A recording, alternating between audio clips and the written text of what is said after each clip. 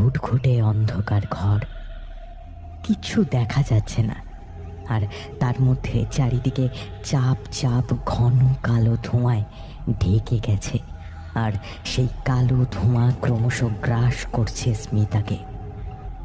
কিছুতেই সেই ধোঁয়া থেকে নিজেকে বার করতে পারছে না।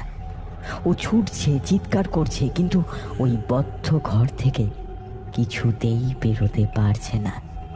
অন্ধকারে কিছুই দেখা যাচ্ছে না। হাতড়ে হাতড়ে দরজা খুঁজছে, কিন্তু কি অদ্ভুত, ঘরটায় না আছে কোনো দরজা, না আছে কোনো জানালা। যেদিকেই যাচ্ছে নিরেট দেওয়ালে ঠোকর খাচ্ছে। এমন ঘরে ও ঢুকলো কি করে? আর তার থেকেও বড় কথা, এখন এখান থেকে বেরোবে কি করে? কালো ধোঁয়ার কুণ্ডলি ওকে আষ্টে পৃষ্ঠে জড়িয়ে ফেলছে। দম বন্ধ হয়ে আসছে ওর। ও আরো জোরে চিৎকার করতে চাইলো, কিন্তু এ কি, ও তো আর চিৎকারও করতে পারছে না। গলা দিয়ে একটাও শব্দ বেরোচ্ছে না। মাটিতে বসে পড়ে প্রচণ্ড আতঙ্কে ছটফট করছে। সচরাচর ঘুম ভাঙে না স্মিতার, কিন্তু আজ নিয়ে 3 দিন পরপর মাঝরাতে ঘুমটা ভেঙে যাচ্ছে। 3 দিনই অদ্ভুত একটা স্বপ্ন ঘুম ভাঙাচ্ছে ওর। প্রতি রাতেই একইভাবে ছটফট করতে করতে ঘুমটা ভেঙে যাচ্ছে। ঘরে এসি চলছে, তাপমাত্রা বেশ কম, কিন্তু তা সত্ত্বেও স্মিতার সারা শরীর ঘামে ভিজে একেবারে জপজপে হয়ে গেছে। শুয়ে শুয়েই খাটের পাশের ছোট্ট টেবিলে রাখা মোবাইলটা হাতে নিয়ে দেখল রাত 3টে বাজে।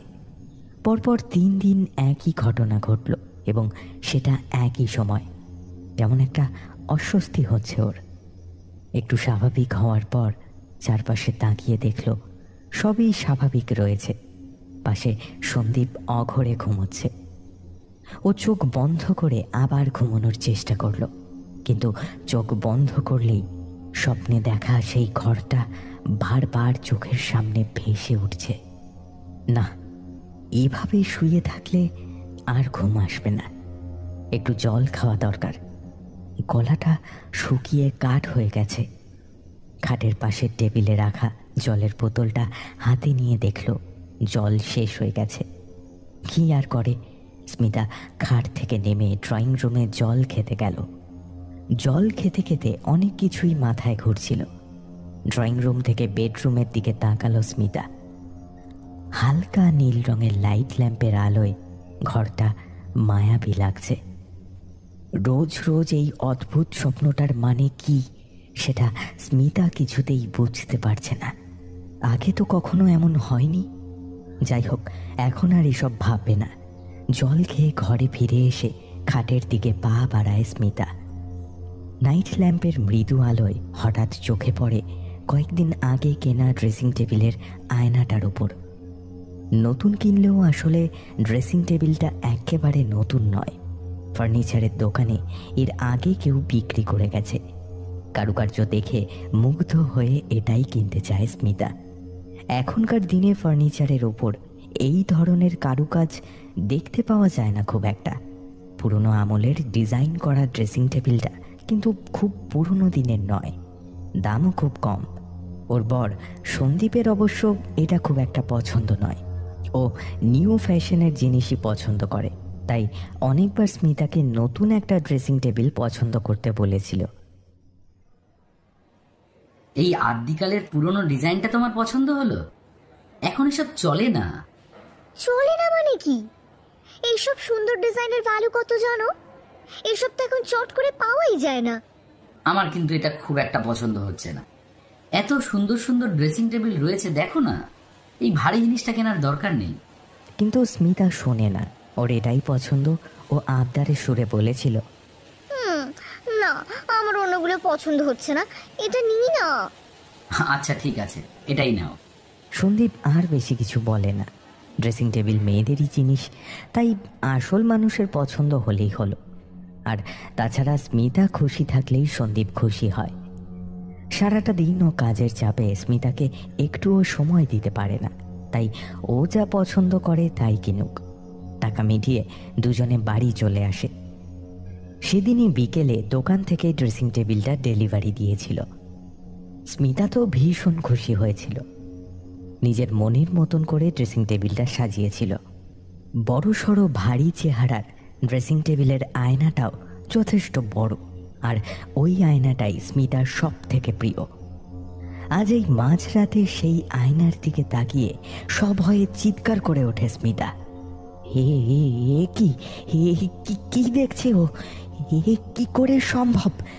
হালকা নীল আলোয় সে দেখছে আয়নায় তার নিজের প্রতিবিম্বের বদলে ভেসে উঠেছে অচেনা এক মেয়ের প্রতিচ্ছবি। আয়নার একদম সামনে দাঁড়িয়ে থাকলেও আয়নায় কোথাও তাকে দেখা যাচ্ছে না। দেখা যাচ্ছে একটি মেয়ে একটা ঘরের কোণে বসে কাঁদছে। কে মেয়ে? কোথা থেকে এলো? আর এই ঘরটাও তো স্মিতাদের ঘর নয়। এই ঘর তো স্মিতা চেনেই না, কোনো দিন দেখেনি। স্মিতার চিৎকারে ঘুম ভেঙে যায় সন্দীপের। সে উঠে দেখে স্মিতা ড্রেসিং টেবিলের আয়নার সামনে দাঁড়িয়ে ঠক ঠক করে কাঁপছে আর বিস্ফারিত চোখে আয়নার দিকে চেয়ে আছে, যেন মনে হচ্ছে ভয়ঙ্কর কিছু দেখেছে। কি হলো স্মিতা? ওখানে ভাবে দাঁড়িয়ে আছো কেন? স্মিতা কোনো উত্তর দেয় না, একইভাবে বিস্ফারিত দৃষ্টি মেলে দাঁড়িয়ে থাকে। কিছু বুঝতে না পেরে সন্দীপ এক টানে গায়ের চাদরটা সরিয়ে ফেলে তাড়াতাড়ি বিছানা থেকে নেমে ঘরের বড় লাইটটা তাড়াতাড়ি জ্বালিয়ে দেয়। তারপর ছুটে এসে অপ্রকৃতস্থ স্মিতাকে পেছন থেকে জড়িয়ে ধরে সন্দীপ। অদ্ভুত ব্যাপার, স্মিতা দেখে আলো জ্বালানোর সাথে সাথে মেয়েটি ঘর সমেত উধাও হয়ে গেছে। এখন আয়নায় স্মিতা আর সন্দীপকেই স্পষ্ট দেখা যাচ্ছে। দেখা যাচ্ছে ওদের ঘরেরই বিভিন্ন জিনিসের প্রতিবিম্ব। স্মিতার দৃষ্টি অনুসরণ করে সন্দীপ আয়নার দিকে তাকায়।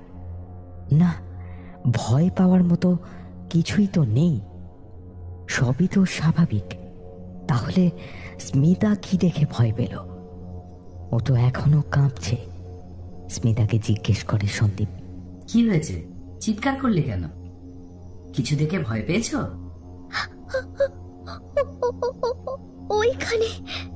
স্মিতা আয়নার দিকে অঙ্গুলির নির্দেশ করে। সন্দীপ আবার জিজ্ঞেস করে, ওখানে কি স্মিতা? ওখানে তো কিছু নেই। তুমি কি কিছু দেখেছিলে? আচ্ছা চলো, আগে বসবে চলো। সন্দীপ ওকে ধরে নিয়ে এসে খাটের ওপর বসায়। স্মিতা চোখ বন্ধ করে একটা বড় শ্বাস নেয়। এখন একটু স্বাভাবিক লাগছে, আর আগের মতো কাঁপছে না। ও আস্তে আস্তে সন্দীপকে জানায়, তুমি হয়তো আমার কথা বিশ্বাস করবে না। আমি আমি নিজেও জানি না এটা কিভাবে সম্ভব, কিন্তু আমি পরিষ্কার দেখলাম ওই আয়নার মধ্যে একটা মেয়ে হাঁটুতে মুখ গুজে বসে আছে। আর আর যে ঘরটায় বসে আছে সেটা আমাদের আমাদের ঘর না। আমি আমি চিনি না সেটা। আয়নায় আমাদের ঘর বা আমাকে একেবারে একেবারে দেখা যাচ্ছিল না। সন্দীপ হেসে বলে ওঠে, আরে ধুর, আলো আধারিতে কি দেখতে কি দেখেছে, এ নিয়ে অত ভাবার কিছু নেই। এই ঘরে অন্য মেয়ে আসবে কোথা থেকে? কিন্তু আমি যে স্পষ্ট দেখলাম ওটা ইলিউশন। ওরকম হয়, ঘুমের ঘোরে স্বল্প আলোয় ওরকম চোখের ভুল অনেকেরই হয়। অত ভেবো না, আর চলো শুতে চলো। সন্দীপ তো ঠিকই বলেছে, এই ঘরে অন্য কেউ আসবে কোথা থেকে? তাহলে কি স্মিতা সত্যিই ভুল দেখল? এতটা চোখের ভুল? ঘটনাটা এখানেই শেষ হয়ে গেলে হয়তো স্মিতাও ধরে নিত যে ও সেদিন ভুলই দেখেছিল, কিন্তু তা হলো না।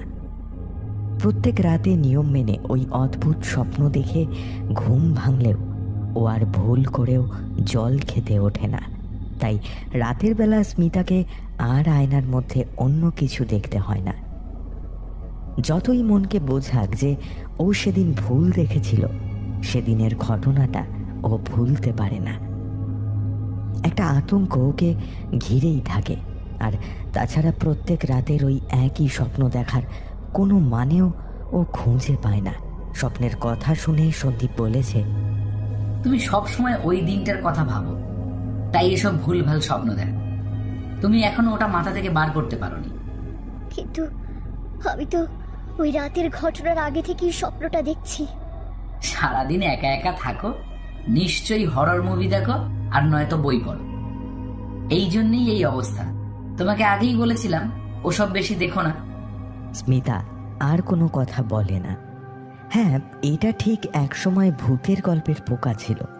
কি সিনেমা, কি গল্পের বই, ভূতের গল্প হলে ওকে আর পায় কে। কিন্তু এত ভূতের গল্প ভালোবাসলেও মোটেই ও ভূতে ভয় পায় না কোনো দিন।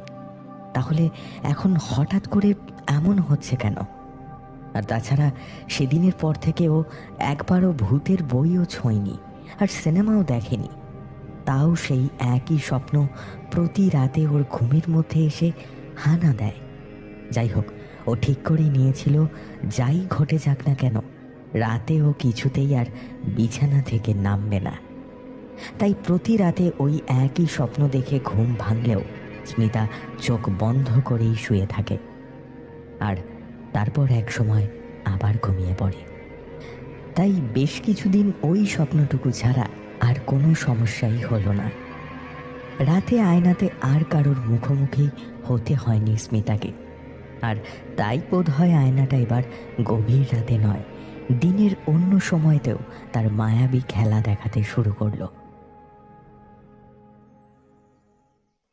সেদিন বিকেলে স্মিতা রোজকার মতোই একা বাড়িতে ছিল। সন্দীপের অফিস থেকে ফিরতে ফিরতে অনেক রাত হয়ে যায়। দুবেলা স্নান করা স্মিতার চিরকালের অভ্যেস। সেদিন স্নান সারতে সারতে সন্ধে হয়ে গেল। স্নান করে এসে ড্রেসিং টেবিলের আয়নার সামনে টুলে বসে চুল আঁচড়াচ্ছিল সে। হঠাৎ দেখল আয়নার মধ্যে ওর নিজের প্রতিবিম্ব উধাও হয়ে গেল, আর তার বদলে সেই দিনের সেই মেয়েটা বসে আছে। স্মিতা ছিটকে উঠে পড়ল টুল থেকে, ভয়ে চোখ বন্ধ করে ফেলল। বেশ কিছুক্ষণ চোখ বন্ধ রেখে নিজের মনকে বলল, না না না, হতে পারে না, এসব অবাস্তব জিনিস মাথায় আনবো না, মাথায় আনবো না। নিশ্চয়ই নিশ্চয়ই আবারও আজ সেদিনের মতো ভুল দেখছি আমি।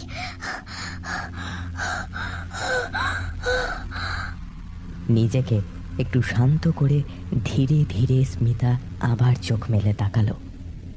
কিন্তু এ কি, ওই তো মেয়েটাকে এখনো একইভাবে দেখা যাচ্ছে। না, আর তো এটাকে চোখের ভুল বলে উড়িয়ে দেওয়া যায় না। সেদিন রাতে হালকা নীল আলোয় ঘরে তৈরি হওয়া আলো ছায়ার মাঝে এক ঝলকে ভুল দেখতেই পারে, কিন্তু আজ এই ভর সন্ধেবেলা এত ঝোড়ালো আলোর মাঝে এতটা সময় ধরে সে কিছুতেই ভুল দেখতে পারে না। অসম্ভব। স্মিতা আয়নার দিকে আরও কয়েক পা এগিয়ে গিয়ে ভালো করে তাকিয়ে দেখল মেয়েটা সেই পরিচিত ঘরের এক কোণে মুখটা দুই হাঁটুর ভাঁজে গুঁজে বসে রয়েছে। কান্নার কোনো শব্দ পাওয়া না গেলেও শরীরটা যেভাবে থেকে থেকে ফুলে ফুলে উঠছে তাতে বোঝা যাচ্ছে ও কাঁদছে। স্মিতা সরে যেতে চাইলেও পারল না। কেউ যেন ওর পাটা আটকে দিয়েছে। স্থির দৃষ্টিতে তাকিয়ে রইল আয়নার মধ্যে সেই মেয়েটার দিকে। বেশ কিছুক্ষণ পর মেয়েটা আস্তে আস্তে মুখ তুলে স্মিতার দিকে তাকালো। অতিরিক্ত ভয় পেলে বোধহয় মানুষ চিৎকার করতেও ভুলে যায়। স্মিতার ক্ষেত্রেও তাই হলো। ও এতটাই ভয় পেয়েছে আর এতটাই অবাক হয়ে গেছে যে ওর মুখ দিয়ে একটা শব্দও বের হলো না। ও ভয়ে বিস্ময়ে ওই মেয়েটার দিকে এক দৃষ্টে তাকিয়ে রইল। মেয়েটির চাহনি বড় অদ্ভুত, কেমন যেন ভয় ভয় ভাব দু চোখে। একবারও কিন্তু স্মিতার এটা মনে হলো না যে মেয়েটি ওকে ভয় দেখাতে চাইছে, বরং মনে হলো মেয়েটি নিজেই ভীষণ ভয় পেয়ে আছে। মেয়েটি এবার আস্তে আস্তে উঠে দাঁড়ালো, এগিয়ে আসতে থাকলো স্মিতার দিকে। না, স্মিতার এখন আর ভয় লাগছে না। ও এখন জানতে চায় মেয়েটা কে আর কিভাবে এখানে এলো, আর এই ঘরটাই বা কোথায়। মেয়েটা আয়নার একদম সামনে চলে এসেছে। এই মুহূর্তে আয়নাটাকে আর কোনো আয়না নয়, বরং একটা স্বচ্ছ দরজা মনে হচ্ছে, যার এক পারে স্মিতা দাঁড়িয়ে আর অপর পারে দাঁড়িয়ে আছে ওই অচেনা মেয়েটি। ও কিছু যেন বলছে, কিন্তু স্মিতা তো কিচ্ছু শুনতে পাচ্ছে না, শুধু মেয়েটির ঠোঁট নাড়া দেখতে পাচ্ছে। কি বলতে চাইছে ও? স্মিতা আয়নার একদম কাছে এগিয়ে গেল, যদি কিছু শুনতে পায়। না, কিছুই তো শুনতে পাচ্ছে না। কিছু বুঝে ওঠার আগেই মেয়েটি আর ঘরটা অদৃশ্য হয়ে গেল। এখন আয়নায় আগের মতো স্বাভাবিকভাবেই স্মিতাকে আর স্মিতার ঘরটাকেই শুধু দেখা যাচ্ছে। স্মিতা অনেক চেষ্টা করলো মেয়েটাকে দেখার, এমনকি ও ঘরের টিউব লাইট নিভিয়ে দিয়ে নাইট ল্যাম্প জ্বালিয়ে দিল, যদি মেয়েটাকে আবার দেখা যায়। কিন্তু না, সেদিন আর মেয়েটাকে বা সেই অচেনা ঘরটাকে আর দেখা গেল না। কিন্তু এরপর থেকে বারংবার একই ঘটনা ঘটতে থাকলো। যখন তখন স্মিতা আয়নার মধ্যে অন্য ঘর, অন্য মেয়ের প্রতিচ্ছবি দেখতে পায়। প্রথম দুদিন দেখা মেয়েটিকে ছাড়াও আরও কয়েকজন মেয়েকে স্মিতা আয়না ঘরের ভিতরে দেখতে পায়, কিন্তু তারা প্রত্যেকেই একা। তারা প্রত্যেকে আলাদা আলাদা ঘরে থাকে। তারা প্রত্যেকেই স্মিতাকে কিছু বলতে চায়, কিন্তু স্মিতা কিছুই শুনতে পায় না। বিভিন্ন সময় বিভিন্ন মেয়েকে একা ঘরে বসে কাঁদতে দেখেও। ওদের চেহারা আলাদা, সাজ পোশাক আলাদা, থাকার ঘর আলাদা, মিল শুধু একটাই, সবার চোখে মুখে এক প্রচণ্ড ভয়, আতঙ্ক। মনে হয় ওরা যেন বন্দী। ওরা চেষ্টা করে আয়নার এপারে আসার, কিন্তু পারে না। ওদেরকে দেখে স্মিতার এখন আর ভয় লাগে না, বরং ওদের জন্য কষ্ট হয়। কেন ওরা কাঁদছে আর ওকে ঠিক কি বলতে চাইছে সেটা জানার কৌতূহল মনের মধ্যে জমা হতে থাকে তার। কিন্তু কি করে জানবে স্মিতা? সন্দীপকে আজকাল আর এসব কিছু বলে না স্মিতা। কয়েকবার বলেছিল, কিন্তু ও একটা কথাও বিশ্বাস করেনি। ওকে অবশ্য দোষ দেওয়া যায় না, যে নিজের চোখে কিছু দেখেনি সে কি করে বিশ্বাস করবে। স্মিতা নিজে যদি কিছু না দেখত, তাহলে কি অন্য কারোর কথায় এরকম অবিশ্বাস্য ঘটনা বিশ্বাস করতে পারত? কিছুতেই না। আজগুবি গল্প ভেবে হেসে উড়িয়ে দিত। সন্দীপও তাই করেছে।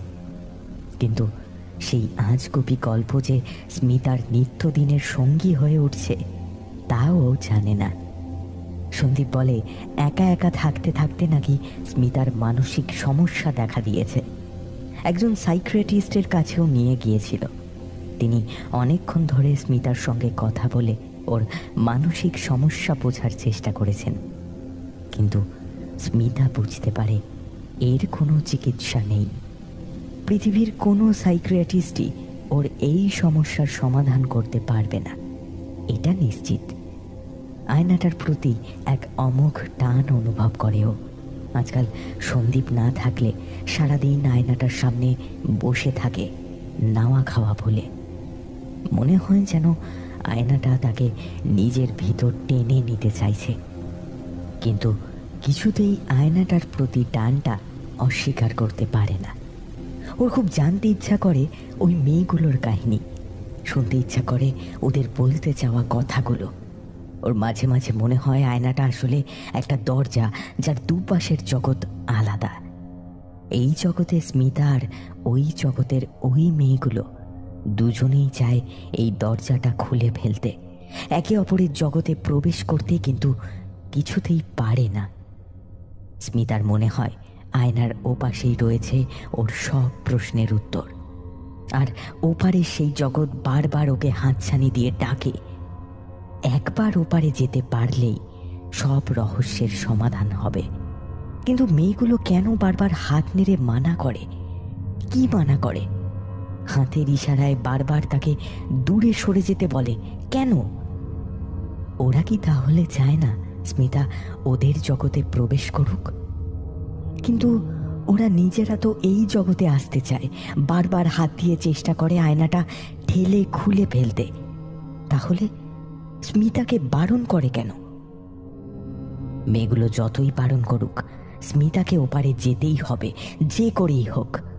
না হলে ও কি করে জানবে মেয়েগুলোর কষ্টের কাহিনী? আয়নার অমোঘ আকর্ষণ আর সেই রহস্যময় জগতের হাতছানি, এই দুইয়ের কারণেই স্মিতার মন ওপারে যাওয়ার জন্য সর্বক্ষণ ব্যাকুল হয়ে ওঠে।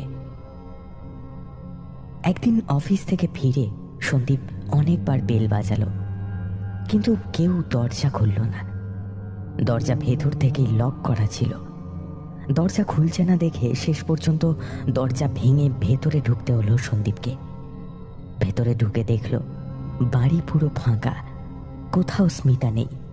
ওর ফোন, পার্স সব পড়ে আছে, কিন্তু ও নেই। প্রতিটা ঘর, বাথরুম, ছাদ সব তন্ন তন্ন করে খুঁজল সন্দীপ, কিন্তু কোথাও স্মিতা নেই। অথচ বাকি প্রতিটা জিনিস যেখানে যেমন থাকার কথা তেমনই আছে।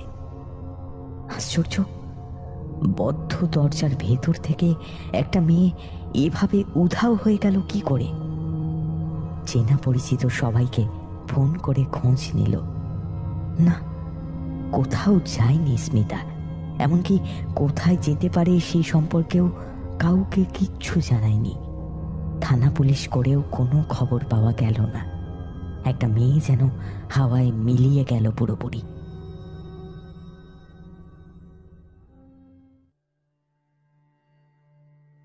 বেশ কয়েকটা মাস কেটে গেছে, স্মিতার কোনো খোঁজই পাওয়া যায়নি। সন্দীপও এক প্রকার স্মিতাকে ফিরে পাবার আশা ছেড়ে দিয়েছে। পুলিশ থেকে আরম্ভ করে আত্মীয় স্বজন, পাড়া প্রতিবেশী সবাই সন্দীপকেই সন্দেহ করে।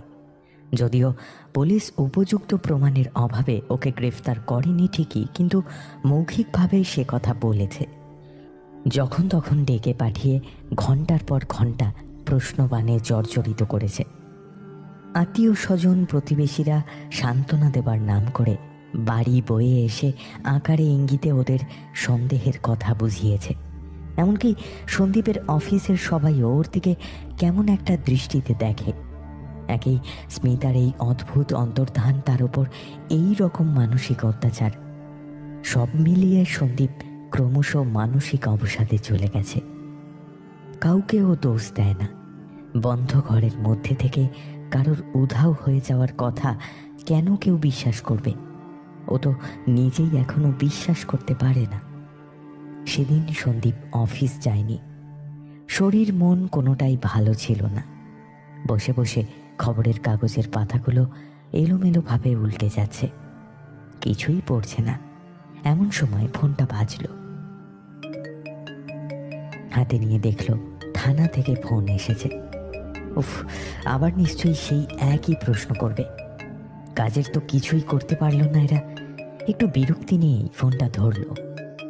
হ্যালো, আপনাকে একটা খবর দেওয়ার জন্য ফোন করেছিলাম। কি খবর? স্মিতার কোনো খোঁজ পেয়েছেন? না, তা পাইনি, আমরা খোঁজ চালাচ্ছি। তবে একটা ক্লু পেয়েছি। শুধু আপনার স্ত্রী নয়, এরকম আরও কয়েকজন মেয়ে কিছুদিন ধরেই নিজেদের বাড়ি থেকে উধাও হয়ে গেছে, আর প্রত্যেকেই ঘরের দরজার ভেতরে লক ছিল। বিভিন্ন থানার সাথে যোগাযোগ করে এটা জানতে পেরেছি। এর মানে এর পেছনে একটা বড় পাকা মাথা কাজ করছে। কিন্তু আপনি চিন্তা করবেন না, আমরা এই মিস্ট্রি সলভ করে আপনার স্ত্রীকে ফেরত নিয়ে আসবো। ফোনটা রেখে সন্দীপ ভাবছিল ব্যাপারটা কি। একইভাবে এতগুলো মেয়ে বন্ধ ঘরের ভিতর থেকে উধাও হচ্ছে কি করে? কি রহস্য লুকিয়ে আছে এর পিছনে? গভীর চিন্তায় ডুবে গিয়েছিল সন্দীপ। হঠাৎ কলিং বেল বাজল। সন্দীপ বেশ অবাক হলো। সান্ত্বনা পর্ব মিটে যাওয়ার পর খুব একটা কেউ আর এ বাড়িতে আসে না। তাহলে এখন আবার কে এলো? দরজা খুলতেই দেখলো সামনে একজন অপরিচিত লোক দাঁড়িয়ে। নমস্কার। নমস্কার, কিন্তু আপনাকে তো ঠিক। আমাকে আপনি চিনবেন না, আপনার কাছে একটু দরকারে এসেছিলাম। আমার সাথে দরকার? কি দরকার বলুন তো?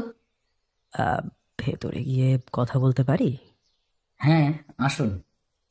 মনে মনে একটু বিরক্তই হলো সন্দীপ। সন্দীপের এখন একেবারেই অচেনা কারোর সাথে কথা বলতে ইচ্ছে করছে না, মন মেজাজ ভালো নেই। কিন্তু কি করবে, উনি নিজেই যখন ভিতরে আসতে চাইছে তখন তো আর কিছু না শুনে দরজা থেকে বিদায় করতে পারে না। একটু বসতে পারি? বসুন। ধন্যবাদ। এবার বলুন আমার সাথে কি দরকার, একটু তাড়াতাড়ি বলবেন। হ্যাঁ, নিশ্চয়ই। আসলে পুরনো ফার্নিচার কেনাই হলো আমার পেশা।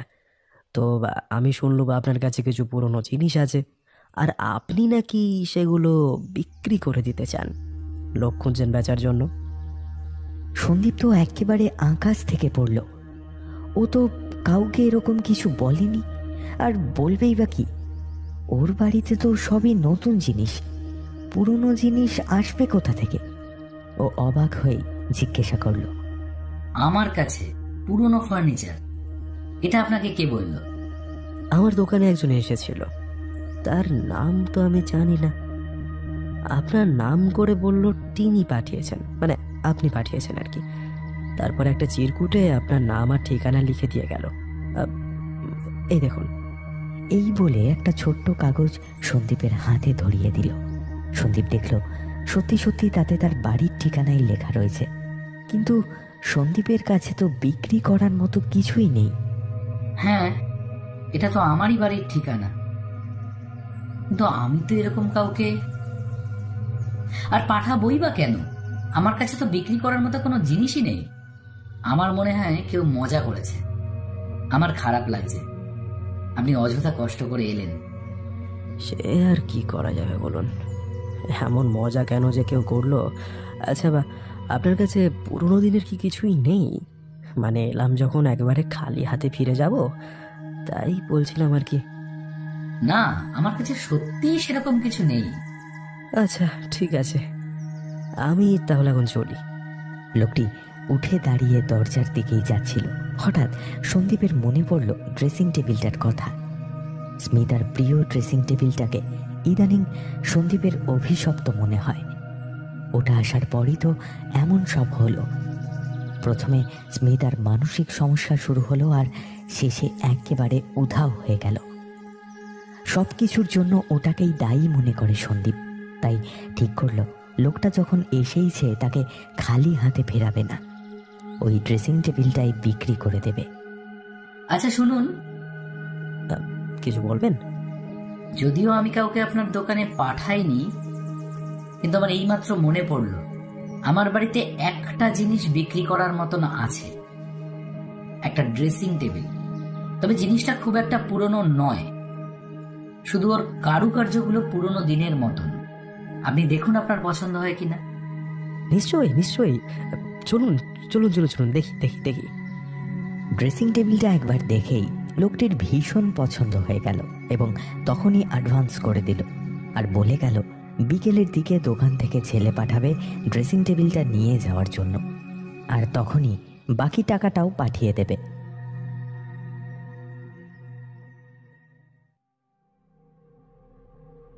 আয়নাটা আবার সেই দোকানে ফিরে গেছে নতুন শিকারের আশায়।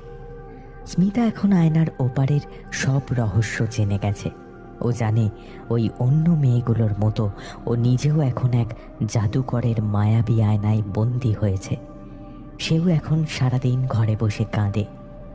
সেদিন নিঝুম দুপুরে স্মিতা খাটে শুয়েছিল, হঠাৎ একটা খুট করে আওয়াজ হলো, অনেকটা দরজার ছিটকিনি খোলার মতো শব্দ। একটু চমকে উঠে সব জায়গায় দেখল, কোথাও সেরকম কিছু দেখতে পেল না। তারপর হঠাৎ চোখ গেল ওই ড্রেসিং টেবিলের আয়নার দিকে, আর ঠিক তখনই অবিশ্বাস্যভাবে দেখতে পেল আয়নাটা মাঝখান থেকে দু ভাগ হয়ে গেছে। ভেতরটা অন্ধকার নয়, বরং একটা জোরালো চোখ ধাঁধানো আলো বেরিয়ে আসছে ওই আয়নার মাঝখানের ফাঁকা অংশ দিয়ে। সেদিন অজানা রহস্যের টানে সেই জগতে প্রবেশ করেছিল স্মিতা, যেখান থেকে মুক্তিও নেই, মৃত্যুও নেই। যুগ যুগ ধরে এইভাবেই কেঁদে যেতে হবে। সেদিন আয়নার ভিতর প্রবেশ করার পরই আয়নাটা আবার আগের মতোই জোড়া লেগে গিয়েছিল। আর তারপর থেকে স্মিতা বহুবার চেষ্টা করেছে এখান থেকে বেরোনোর, কিন্তু পারেনি। এখানে আসা যায় কিন্তু ফেরা যায় না। ও এখান থেকে ওর ঘরের সব কিছুই দেখতে পায়। ও দেখেছিল সেদিন সন্দীপ বাড়ি ফিরে পাগলের মতো ওকে খুঁজেছিল। ও দেখে আজও প্রতিদিন সন্দীপ ওর জন্য কষ্ট পায়, ওকে খুঁজে বেড়ায়। স্মিতা বারবার ছুটে যায় আয়নার সামনে, ধাক্কা দেয়, চিৎকার করে, কিন্তু সন্দীপ না ওকে দেখতে পায় আর না শুনতে পায় ওর গলা। স্মিতা এখন একা বসে কাঁদে ওই মেয়েগুলোর মতোই। মেয়েগুলোর কান্নার শব্দ, আকুতি, চিৎকার কোনো কিছুই জাদুকর ছাড়া কেউ শুনতে পায় না। সে শোনে আর অট্ট হাসিতে ফেটে পড়ে, চিৎকার করে ওঠে, হ্যাঁ, আমি বিশ্বের সেরা জাদুকর। আমি আমি হ্যাঁ, আমি আমি শ্রেষ্ঠ। আমি শ্রেষ্ঠ, আমি শ্রেষ্ঠ। অনেক বছর আগের কথা। তখন জাদুকর গ্রামে থাকতো, টুকটাক ম্যাজিক দেখাতো, স্বপ্ন দেখতো পৃথিবীর বিখ্যাত ম্যাজিশিয়ান হবে। সেই গ্রামেরই একটি মেয়েকে সে খুব ভালোবাসত, নাম জয়া, অপূর্ব সুন্দরী। গ্রামের অনেক ছেলেই তার মন পাওয়ার আশায় ঘুরে বেড়াতো, কিন্তু জয়া অন্যদের সাথে একেবারেই কথা না বললেও জাদুকরের সাথে হেসে কথা বলতো, ম্যাজিক দেখতে চাইতো। তাই জাদুকরও ভেবেছিল জয়া তাকে পছন্দ করে। একদিন সাহস করে তার মনের কথা জয়াকে বলে দিল। জয়া তো সে কথা শুনেই হেসেই অস্থির। সে বলল,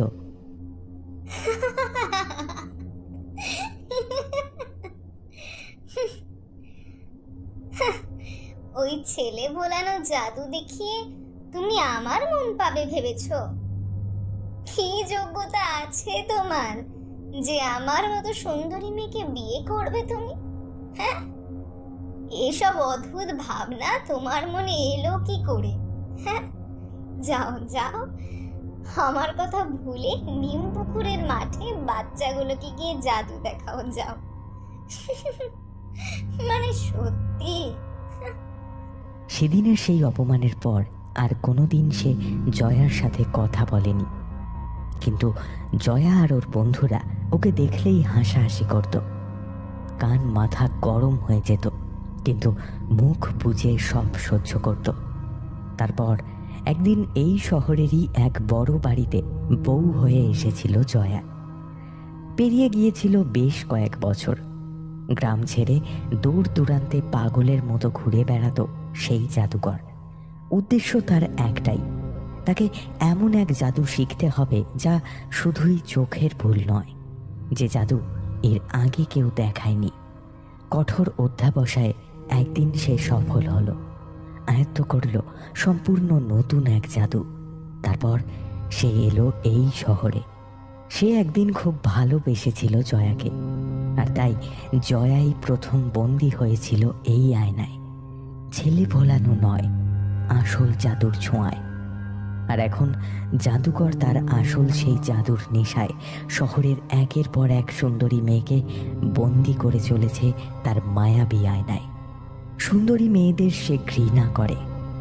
এখন সে এমন এক জাদু দেখায় যে জাদু পৃথিবীর কেউ কখনো দেখেনি আগে, একেবারে জীবন্ত জাদু। স্মিতার অন্তর্ধানের পর যত দিন যেতে লাগলো, সন্দীপ মানসিকভাবে ততই বিপর্যস্ত হয়ে পড়তে লাগলো। বন্ধ ঘর থেকে একজন উধাও হয়ে গেল, এটা কিছুতেই ও মেনে নিতে পারছে না। এর মধ্যে একদিন স্মিতার দিদি জয়িতা আসে সন্দীপের সাথে দেখা করতে। স্মিতার নিখোঁজ হওয়াটা সেও মেনে নিতে পারেনি। সে এতদিন দেশের বাইরে ছিল, কলকাতায় ফিরেই এখানে আসে। জয়িতা শুনেছিল স্মিতার একটা মানসিক সমস্যা দেখা দিয়েছিল, যে কারণে ও সাইকিয়াট্রিস্টের ট্রিটমেন্টে ছিল, কিন্তু ঠিক কী হয়েছিল ও জানত না। সন্দীপ দরজা খুলে জয়িতাকে দেখে বলে ওঠে, আরে তুমি কবে ফিরলে? এসো, ভিতরে এসো। গতকালই ফিরেছি আমি। স্মিতার ব্যাপারটা কিছুতেই মানতে পারছি না। মানতে তো আমরা কেউই পারছি না। তুমি তো সেদিন বললে যে লকড রুম থেকে নাকি স্মিতা মিসিং হয়েছে, but but how is it possible? জানি না, আমার নিজের মাথাতেই কিছু ঢুকছে না। পুলিশ কি বলছে? দে আর ক্লুলেস। তবে সেদিন ওরা জানালো শুধু একা স্মিতা নয়, এরকম ঘটনা শহরে আরো ঘটেছে। আরো অনেক মেয়েই একইভাবে বন্ধ ঘরের ভেতর থেকে উধাও হয়েছে। প্রাথমিকভাবে সব ক্ষেত্রেই বাড়ির লোকেদেরই সাসপেক্ট করেছিল, কিন্তু কোনো ক্ষেত্রেই কারোর এগেনস্টেই কোনো এভিডেন্স পাওয়া যায়নি। এখন সব ঘটনাগুলোকে এক করে পুলিশ মনে করছে এর পেছনে কোনো বড় র্যাকেট কাজ করছে। Very mysterious. এতগুলো মেয়ে জাস্ট ভ্যানিশ হয়ে গেল। আমিও সেটাই ভাবছি। Sandeep, please tell me everything in details. I want to know everything. একদম ফার্স্ট থেকে স্টার্ট করো। আমি শুনেছিলাম বেশ কিছুদিন ধরে স্মিতার একটা মেন্টাল প্রবলেম হচ্ছিল। What was that? হ্যাঁ, ঠিকই শুনেছিলে। এই সমস্ত ঘটনা শুরু হয় আমার একটা পুরনো ড্রেসিং টেবিল কেনার পর থেকেই। আমার ওটা কেনার কোনো ইচ্ছাই ছিল না, কিন্তু স্মিতার ওটা খুব পছন্দ ছিল। আর ওটা আসার পর থেকেই আস্তে আস্তে কেমন সব পাল্টে গেল। কিরকম?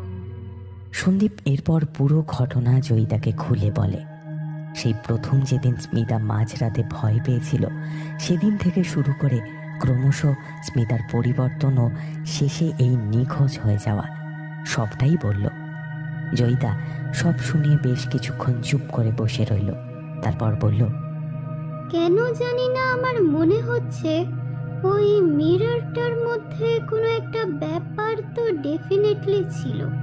ওটা কোনো না কোনো ভাবে স্মিতার এই মিসিং হয়ে যাওয়ার ব্যাপারটার সঙ্গে কানেক্টেড। ইভেন ওর মেন্টাল হেলথ ডিটোরিয়েট করার জন্যও ওটাই রেসপন্সিবল। আমারও এটাই মনে হয়েছে। যত নষ্টের গোড়া ওই ড্রেসিং টেবিল। ওটা কেনার পর থেকেই সব ঝামেলা শুরু, তাই ওটাকে বিক্রি করে দিয়েছি। হোয়াট? বিক্রি করে দিয়েছো? ওয়াই? ওটা থেকেই তো আমরা কোনো ক্লু পেতে পারতাম। কোথায় বিক্রি করেছো? একটা লোক নিজে থেকেই এসেছিল পুরনো জিনিস কিনবে বলে। আমি নাকি কাকে পাঠিয়েছি, আমি নাকি কিছু বিক্রি করব, এসব বলল, কিন্তু আমি তেমন কাউকে পাঠাইনি। লোকটা খালি হাতেই ফিরে যাচ্ছিল। তারপরেই আমার ড্রেসিং টেবিলটার কথা মনে পড়ল, ওকে দিয়ে দিলাম। ওই লোকটা সন্দীপ, ওই লোকটাই এই র্যাকেটের সাথে যুক্ত। ওকে হাতে পেয়েও তুমি ছেড়ে দিলে? তুমি বুঝলে না? তুমি কাউকে কিছু বিক্রির কথা বলনি, বাট লোকটা কিনতে চলে এলো। Everything is pre planned. ওই ড্রেসিং টেবিলে কিছু একটা গন্ডগোল ছিল, আর ঠিক সেই কারণেই লোকটা ওটা নিয়ে চলেও গেল। তার মানে সবটাই প্ল্যান করা বলছো? তাই তো মনে হচ্ছে। ওই লোকটাকে ধরতে পারলেই সব জানা যেত। স্মিতাকে খুঁজে পাওয়ার একটা বড় চান্স মিস হয়ে গেল। কিন্তু এখন কি করব? এখন তোকে পাবো কোথায়? হঠাৎ জয়িতার মাথায় একটা কথা খেলে গেল। ও সন্দীপকে বলল, আচ্ছা, তোমরা তো পুরনো ড্রেসিং টেবিল কিনেছিলে, মানে আগে ওই ড্রেসিং টেবিলটা কেউ ইউজ করেছিল, তাই তো? হ্যাঁ, কেন? চলো তো আমার সঙ্গে। যে দোকান থেকে তোমরা ড্রেসিং টেবিলটা কিনেছিলে সেই দোকানে আমাদের যেতে হবে। সেখানে গেলে আমরা কিছু না কিছু তো জানতেই পারবো। ওরা দুজনেই সেই দোকানে গেল। দোকানে গিয়ে সন্দীপ অবাক হয়ে দেখল ওদের ড্রেসিং টেবিলটা ওই দোকানেই রয়েছে। আশ্চর্য! তার মানে যে লোকটা ওদের বাড়ি থেকে ওটা কিনে নিয়ে গেল সে এই দোকানের লোক। দোকানদারকে একটু চেপে ধরে পুলিশের ভয় দেখাতেই কাজ হলো। সে জানালো, আমি বেশি কিছু জানি না, যেটুকু জানি সবটাই বলছি। পুলিশে দেবেন না প্লিজ। মাস কয়েক আগে একজন এই ড্রেসিং টেবিলটা আমার দোকানে বিক্রি করে গিয়েছিল, একদম জলের দরে। এত সুন্দর কারুকার্য করা ড্রেসিং টেবিল এত কম টাকায় পেয়ে যাব দেখে আমার একটু চোরাই মাল বলে সন্দেহ হয়েছিল, কিন্তু এত সস্তায় এত ভালো জিনিসটা পেলে অনেক লাভ হবে ভেবে আর কিছু বলিনি। তারপর কিছুদিন পরেই আপনারা সেটা কিনে নিয়ে যান, কিন্তু কিছুদিন আগেই আবার সেই লোকটাই এটা ফেরত দিয়ে গেছে খুব সামান্য অর্থের বিনিময়ে। বলেছে আপনারা ওর কাছে নাকি বেচে দিয়েছেন এটা। তখন আমার সন্দেহটা আরও বাড়ে, আমি ওকে চেপে ধরি, বলি যে এটা নিশ্চয়ই ও চুরি করে এনেছে। কিন্তু তখন ও কেনার রসিদ দেখায়, আপনার সইও ছিল। আমি খাতা মিলিয়ে দেখি ওটা আপনারই সই। আমার দোকানে কেনার সময় আপনি যে সইটা করেছিলেন আমি সেখান থেকে মিলিয়েছিলাম।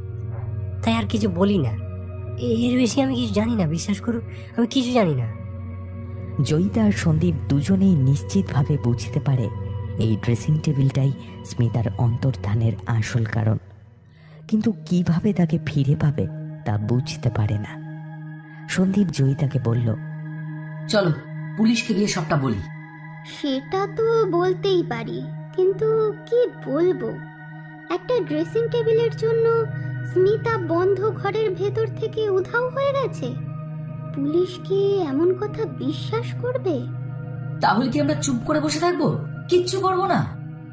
না তা নয়, কিন্তু পুলিশ মনে হয় না এসব কথা বিশ্বাস করবে। বরং আমাদের নিজেদেরই কিছু করতে হবে, বুঝলে? এসো তো, ড্রেসিং টেবিলটা ভালো করে চেক করে দেখি কিছু পাওয়া যায় কিনা। জয়িতা আর সন্দীপ খুব ভালো করে ড্রেসিং টেবিলের চারপাশ পরীক্ষা করে দেখতে থাকে, কিন্তু এমন কোনো কিছুই পায় না যা থেকে স্মিতার অন্তর্হিত হওয়ার কোনো যোগাযোগ থাকতে পারে। সবকিছুই সাধারণ, স্বাভাবিক। তাহলে সন্দীপ আবার হতাশ হয়ে ভেঙে পড়ে। সে বলে, কোনো কিছুই তো পেলাম না, তাহলে কি আর কোনোভাবেই স্মিতার কোনো খোঁজ পাবো না? আর কোনোদিনও কি ওকে ফিরে পাবো না? এত ভেঙে পড়ো না সন্দীপ, আমরা নিশ্চয়ই স্মিতাকে খুঁজে পাবো। কিছু না কিছু একটা উপায় ঠিক বের হবে, শুধু একটু ভাবতে হবে। জয়িতার কথা শেষ হওয়ার আগেই হঠাৎ রাগের মাথায় সন্দীপ হাতের কাছে থাকা একটা পেতলের ফুলদানি দিয়ে ওই আয়নাটার উপরে সজোরে ধাক্কা মারে। আয়নাটা ঝনঝন শব্দে ভেঙে পড়ে। জয়িতা চিৎকার করে ওঠে। আরে হঠাৎ এটা কি করলে? সন্দীপ বলে, ওটাই সব সর্বনাশের কারণ। ওই অভিশপ্ত আয়না না ভাঙলে আরো অনেকের অবস্থা স্মিতার মতোই হবে। আমি চাই না স্মিতার মতো আর কারো কোনো ক্ষতি হোক, তাই যা করেছি ঠিক করেছি। জয়িতা আর কোনো কথা বলে না। ওরা চুপচাপ বাড়ি ফিরে আসে। বাড়িতে ওদের দুজনের জন্য এক বিশাল সারপ্রাইজ অপেক্ষা করছিল। ঘরে ঢুকে দেখে স্মিতা খাটের উপর ঘুমিয়ে আছে। ঘুম থেকে ওঠার পর স্মিতা হারিয়ে যাওয়ার কথা কিছুই মনে করতে পারে না, যেন একটু আগেও ঘুমিয়েছিল, এখন ঘুম থেকে উঠল। ওরা আর ওকে কিছু জানায় না, শুধু দুজন দুজনের দিকে চোখ চাওয়াচাই করে। এরপর পুলিশকে ওরা জানিয়ে দেয় স্মিতা ফিরে এসেছে।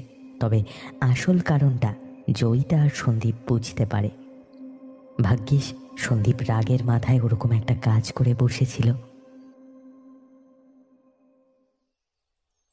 পরদিন সকালে সন্দীপ ড্রয়িং রুমের সোফায় বসে চা খাচ্ছিল। আজও অফিস ছুটি নিয়েছে। স্মিতা আর জয়িতা রান্নাঘরে রান্না করছে। ওদের কথা, হাসির শব্দ ড্রয়িং রুমে ভেসে আসছে। স্মিতা এখন একদম স্বাভাবিক, ঠিক ওই ড্রেসিং টেবিলটা কেনার আগে যেমন ছিল। বহুদিন পর সন্দীপ খুব শান্তি পেয়েছে। রিমোটটা হাতে নিয়ে টিভি চালিয়ে খবরের চ্যানেল ঘোরায়। নিউজে তখন বলছে, বিশ্ববাণী সংবাদ মাধ্যমের বিশেষ বিশেষ খবর আরও একবার। গত এক বছরে শহরে বিভিন্ন প্রান্তে বন্ধ ঘর থেকে হঠাৎ নিখোঁজ হয়ে যাওয়া সমস্ত মেয়েরা আশ্চর্যজনকভাবে কাল বাড়ি ফিরে এসেছে, তা আমরা আমাদের প্রতিনিধির মাধ্যমে জানতে পেরেছি। খবরটা শুনে খুব ভালো লাগলো, যদিও খবরটা ওর কাছে প্রত্যাশিতই ছিল, কিন্তু তার পরের খবরটা প্রত্যাশিত ছিল না। আরও একটা খবরে নিউজ অ্যাঙ্কার জানালো, বন্ধ এক ফ্ল্যাট থেকে এক ব্যক্তির মৃতদেহ উদ্ধার হয়েছে। তার সারা শরীরে কাঁচের টুকরো বিঁধেছিল, কিন্তু ঘরের কোনো জিনিস ভাঙা অবস্থায় পাওয়া যায়নি। দরজা ভেতর থেকে বন্ধ ছিল। উনি ওই ফ্ল্যাটে দীর্ঘদিন ভাড়া থাকতেন। কিভাবে তার মৃত্যু হলো তদন্ত করছে পুলিশ। মৃতের ছবি হিসাবে যার ছবিটা টিভির স্ক্রিনে ফুটে উঠেছে তাকে সন্দীপ চেনে। এই সেই মানুষ যে সেদিন ওর কাছ থেকে ড্রেসিং টেবিলটা কিনে নিয়ে গিয়েছিল। ঠিক কোন অলৌকিক ঘটনার বলে এত কিছু ঘটে গেল তা সন্দীপ জানে না, আর জানতেও চায় না। শুধু এটুকু জানে যে এক অভিশপ্ত অধ্যায়ের পরিসমাপ্তি ঘটল ওর হাত ধরেই।